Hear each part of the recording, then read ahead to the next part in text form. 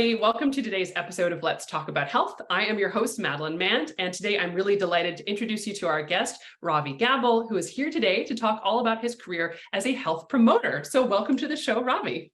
Thank you so much for having me. Really glad to be here.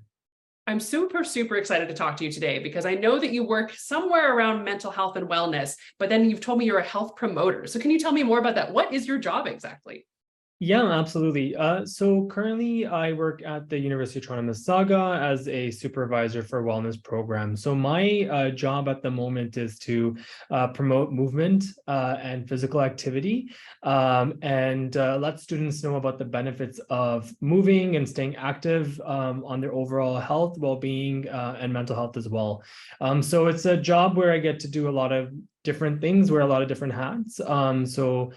Part of it involves managing a team of really eager and excited students who love this work and want to promote health.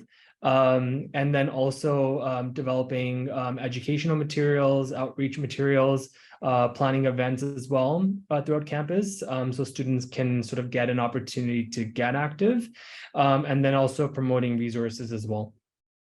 That's amazing. And so we sort of first met when you were working on some mental health work as well. Can we talk a little bit about your previous experience or your previous position? Yeah, absolutely. So prior to this role, which I've recently started, I was the health education coordinator at UTM, and then also previously at St. George as well. So I've sort of done that role for almost about 8 years or so. And in that role, I was sort of tackling all sorts of different health sort of wellness topics, and largely taking a peer education approach to it. So really, again, leveraging sort of the voice of students and the experience that students bring to the table, and engaging with the community around different health topics. So everything from nutrition to sexual health to mental health. Mental health obviously being kind of at the forefront because we know it's a topic that's really important for a lot of post-secondary students. Again, it was, working with students and planning events, initiatives, social media campaigns, all sorts of things to, again, promote why is it important to take care of your mental health, what are some tips, strategies, and resources that you can take advantage of in the university space. And then also just kind of trying to approach this topic area with sort of, I guess, in a creative and innovative stance, sort of always trying to do something different, something new. I think that's something that's always attracted me to this career, is that it's just, you kind of stay young because you're working with students, and you also get to bring a lot of fun and creativity to the work as well. I love hearing about this, and I like that it's keeping you young as well. That's another aspect. Absolutely, so important. Yeah, but can you maybe give us some examples of some of the various sort of creative activities you're talking about here? Yeah, I think one of the things that I'm really proud of that I got to work on with our wonderful student teams here at UTM was we launched a space called the Wellness Hub, which was a physical space on campus where students basically provided different peer health education programming each and every single day. So we had things like, wellness talks where we would invite staff and faculty to talk about different health topics, ranging from like financial wellness. So actually talking about how finances impact your health and well-being, to physical activity, to, mental health, all sorts of things. We also had mindfulness sessions in that space. We had a series called Self-Care Thursday. So we did different, like self-care, arts, painting activities, all sorts of things like that. We also had our dietitian offer Foodie Friday series, talking to students about different ways they can, get their sort of, daily nutritional intake, all sorts of things like that. And then I think just other things that we've done, I think the Bell Let's Talk campaign, we've been very much involved in that for many, many years. And then I would also say we also helped to lead and launch a really sort of a campus-wide mental health fair called the Be Well UTM Fair. So that's been running now as well for several years. And now kind of in my new capacity here and sort of in the athletics area is looking to see what kind of programs can we offer that again promote well-being, and that includes mental health as well. So one of the things that we recently launched, which really sounds like an obvious thing, but it's just to kind of make it more systematic, we have a walking series that we have launched. So a couple of times in the week, we have some dedicated times where we have some of our student staff who will lead walks around the campus. And we have a beautiful campus. There's so much to explore, so many different trails. So it's kind of a way to, get outdoors, meet new people, and just to keep you moving. I think, it's really important that we all try to aim to do those things. Now, in that amazing answer, I'm picking up on so many different uses of words like wellness as well as health. And so I wanted to sort of talk a little bit about that, because from an anthropological perspective, we use these words with some precision surrounding the idea of holistic visions of health. And so within your own work, could you talk a little bit about how you might have engaged with or think about words like health and disease and illness and sickness and wellness? Absolutely. So definitely, I think we start off with the WHO definition of health, right? And it's not just the absence of disease or illness. We definitely approach everything that we do with this idea that there are many different dimensions to a person's health and well-being.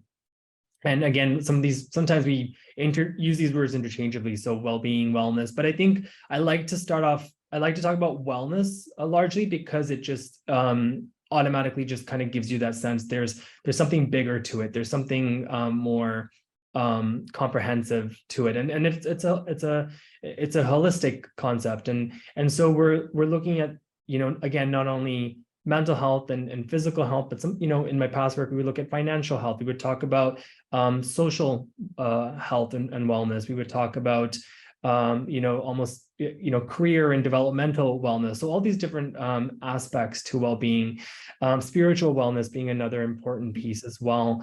So it's also the definition will also vary depending on the individual as well, and sort of their specific perspective, their background, their beliefs, their values, and it's really about acknowledging all those different things. And it's kind of what makes us unique as well, because we all sort of bring our different definitions to it and different things that we value. But at the same time, there's also kind of that basic aspect too, where we want to be sleeping well, we want to be eating well, we want to be active. Those are sort of, I think, kind of core components to health and well-being that for us as human beings, just kind of, it keeps us going, and it helps us grow and keeps us getting better, allows us to do things that we want to be able to do, successfully and efficiently, all those sorts of things. So there's a lot of different dimensions to it, a lot of different layers to it.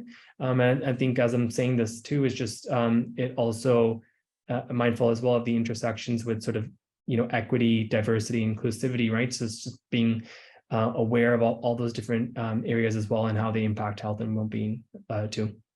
Well, thank you for that really, really interesting answer. That was really multidimensional. And as you're speaking about this, I'm just getting the sense that you find this work really fulfilling. And so I would like to ask you, if there's a student who's watching this or somebody who's interested in some of the work that you've talked about, how might somebody follow in your footsteps and pursue this career in some of the positions you've held? Yeah, that's a great question. I think it's definitely an area that I'll be honest, didn't set out to go into. I think I sort of fell upon it. But I'm very happy I did. And I think the way I got here was I was also back in my undergrad in a space where I wasn't too sure what I was going to do with I did a specialist in biology, and I sort of had this sense that I was going to go into kind of the medical sciences, sort of health sciences sort of side of things.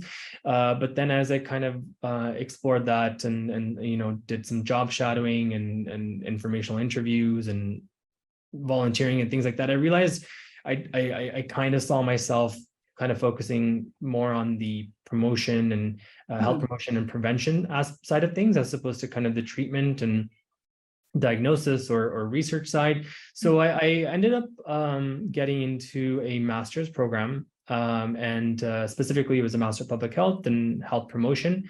And that is where I think I ultimately kind of gained the sort of the skills, the knowledge, and desire to kind of continue on this path.